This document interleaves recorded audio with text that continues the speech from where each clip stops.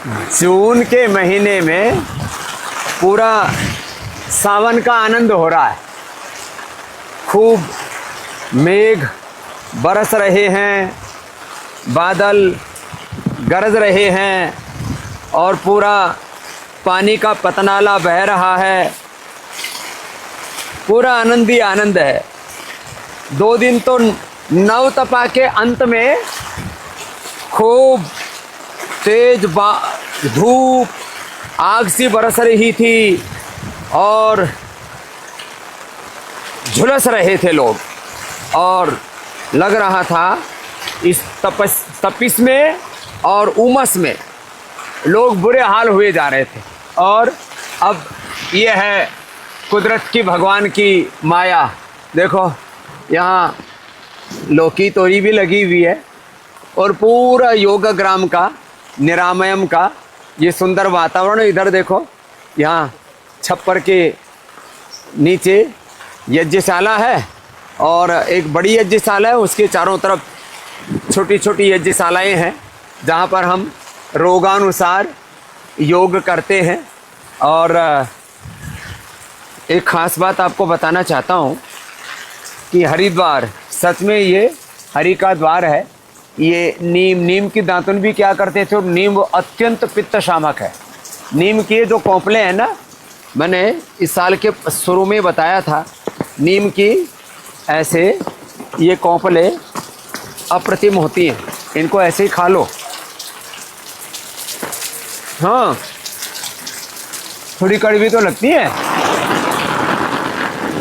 लेकिन इस कड़वाहट में जीवन की मिठास, जीवन का माधुर्य है। अभी हमने आपको थोड़ा सा वर्षात का आनंद करवाया। यहाँ हमारे सन्यासी हवन कराते हैं। इसे बैठो बेटा, हाँ बैठो बैठो। सेंधा नमक, अजवाइन, सेंधा नमक, अजवाइन, थोड़ा सा हींग, इसके साथ ये नीम की पत्तियाँ, थोड़ी काली मिर्च, सेंधा नमक, अजवाइन, हींग और नीम की पत्ती, ये 5, ये भी पंचामृत है। एक बार ले लो। ऐसे जब नववर्ष प्रारंभ होता है, हर एक भारतीय ज्योतिष, जो हमारे हिंदू सनातन ज्योतिष, जो हमारा पंचांग है, उसमें लिखा रहता है कि हमको ये 40 दिन प्रयोग कर लेना चाहिए। तो कभी ज़िंदगी में मोटापा, बीपी, शुगर, थायराइड, गैस, कब्ज, एसिडिटी, कब्ज की बीमारी, चमड़ी के रोग, SLMS, autoimmune disease, MND, cancer जैसे रोग नहीं होंगे। आयुर्वेदे सुयत प्रोक्तम यस्य रोगस्य भेषजम तस्य रोगस्य शांत्यर्थम तेन तेन एव होमयेत, पंचरत्न सार संग्रह। हाँ, और फिर इसमें और भी आगे लिखा है, यदि क्षितायुर यदि वा परेतो यदि मृत्यो रंतिकम नीत एव तमाहरामे निर्ऋते रूपस्थाद अस्पार्शमेनम शतशारदाय अथर्वेद यया प्रयुक्ता चेष्टया राजयक्ष्मा पुराजित ताम वेद विहिताम इष्टाम आरोग्यार्थी प्रयोजयेत, चरक संहिता। तो यज्ञ के महिमा कैसे योग की तरह यज्ञ चिकित्सा लाभ करती है, उसके शास्त्रीय संदर्भों के साथ यहाँ चारों तरफ ऐसी पूरी व्यवस्था की गई है। और हमारे यहाँ पूज्य सन्यासी पूज्य नकुल देव जी महाराज और बाकी भी हमारे सन्यासी सेवा को निष्पन्न करते हैं यहाँ। और जैसे योग एक चिकित्सा है, ऐसे यज्ञ भी एक चिकित्सा है। यज्ञ में जो आहुति देते हैं, यज्ञ से बड़ी कोई पूजा नहीं है। अग्निर्वै देवानाम मुखम, शतपथ ब्राह्मण में कहा, अग्नि देवताओं का मुख है। अग्नि में जैसे ही हम आहुति डालते हैं तो सारे देवताओं तक पहुंच जाती है। तो सर्वेभ्यो गुरुभ्यो नमः, परम ऋषिभ्यो नमः, सर्वदेवताभ्यो नमः, माने सारे देवी देवता और देवाधिदेव महादेव और परात्पर ब्रह्म तक। ओम ब्रह्मणे स्वाहा, ओम इंद्राय स्वाहा इदम इंद्राय दन्नमम, ओम सोमाय स्वाहा इदम सोमाय दन्नमम। तो ये सारी देवी देवताओं को प्रसन्न करना है। तो देवताओं की प्रसन्नता के लिए, माने इष्ट की प्रसन्नता के लिए, इष्ट की अभिष्ट की प्राप्ति के लिए, अनिष्ट की निवृत्ति के लिए कितनी महिमा है। और फिर हमने इसमें तो पुत्रेष्टि यज्ञ, हमने पुत्रेष्टि सामग्री बना रखी है, वातेष्टि पित्तेष्टि कफेष्टि, और फिर चर्मेष्टि चर्म रोगों के लिए, और कर्कटेष्टि कैंसर के लिए, और मेधाइष्टि मस्तिष्क के लिए, मधुष्टि शुगर के लिए, अलग अलग रोगों के लिए ये सारी अलग अलग आहुतियाँ, और इतनी सुंदर व्यवस्था रहती है। और ऐसे यज्ञ करते करते अपना जीवन भी यज्ञीय बन जाता है।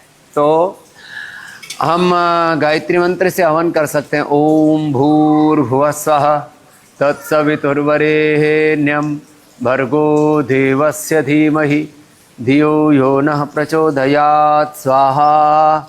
ओम त्र्यंबकं यजामहे सुगंधिं पुष्टिवर्धनम् उर्वारुकमिव बन्धनान् मृत्योर्मुक्षीयमामृतात् स्वाहा। ओम नमः शंभवाय च मय भवाय च नमः शंकराय च मयस्कराय च नमः शिवाय च शिवतराय च स्वाहा। ओम या मेधां देवगणः पितरश्च उपासते तया मा मध्यमेधयाग्निमेधाविनं कुरु स्वाहा।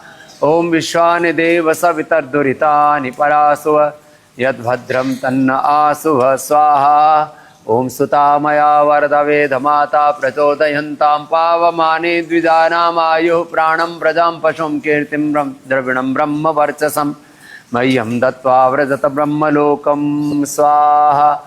आपको ज़्यादा मंत्र नहीं आते तो आप भगवान राम जी, कृष्ण जी, हनुमान जी, शिव जी के नाम से आहुतियाँ दे करके ओम रामाय स्वाहा इदं रामाय नमः, ओम कृष्णाय स्वाहा इदं कृष्णाय नमः, ओम शिवाय स्वाहा इदं शिवाय नमः, ओम भगवते स्वाहा इदं भगवते नमः, ओम भगवते स्वाहा इदं भगवते नमः, ओम हनुमते स्वाहा इदं हनुमते नमः, ओम श्री गुरुभ्यो स्वाहा।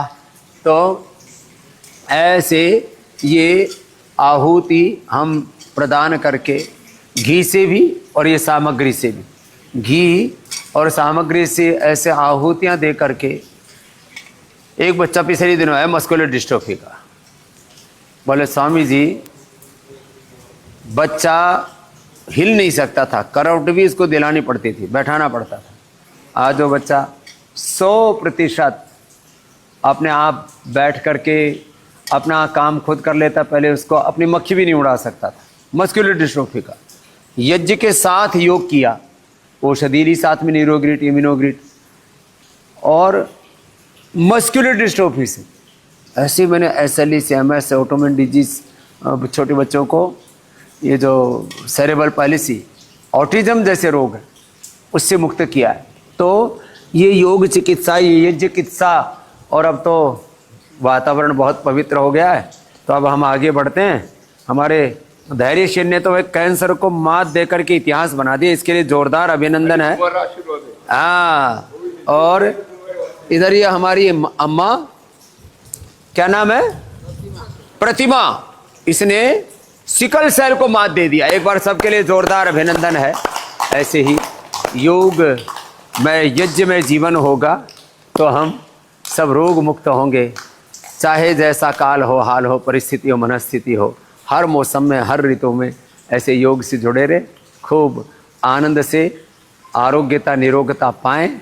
सबके लिए शुभकामनाएं। हरिद्वार पतंजलि योगपीठ, पतंजलि वेलनेस योगग्राम निरामयम आए, यह हरि का द्वार है। और यहाँ जो सुहाना मौसम है वो आपको कहीं नहीं मिलेगा।